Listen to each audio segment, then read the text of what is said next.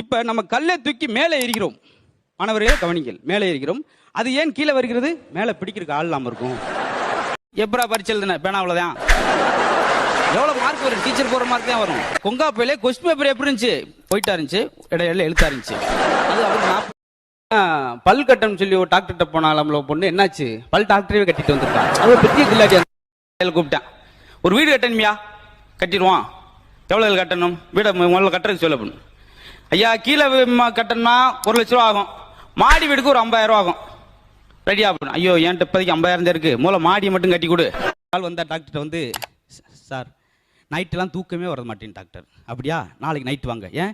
எனக்கும் தூக்கம் வர மாட்டேன், உட்காந்து பேசிக்கிட்டே இருப்போம். பாரு வேற வேலை வெட்டி இல்லையா இப்படி டாக்டர். அப்புறம் கணக்கு வாத்தியார் வந்தார். மாணவர்களே 6ல் 8 போனால் என்ன வரும்? 6ல் 8 போகாது, 6ல் தண்ணி தான் போகும். உட்காருங்க, அதை படிச்சு அப்புறம் பேச. இங்க வரு, அடிக்கடி நீ தண்ணி அடிச்சுன்னா லிவர் கெட்டு போயிடும். நான் அடிக்கலைன்னா நான் வாங்கி வச்சார கெட்டு போயிடும். சும்மா என்ன குழப்பம். நீ அந்த கொலையை செய்யலன்னு என் முகத்தை பார்த்து சொல்லியா? அந்த கன்றாவை பார்க்குற நான் செஞ்ச கூட சொல்றேன் நீ அப்படின்ட்டு. அப்புறம் இவர் எப்படி போய் உட்காந்து கேட்பாங்க.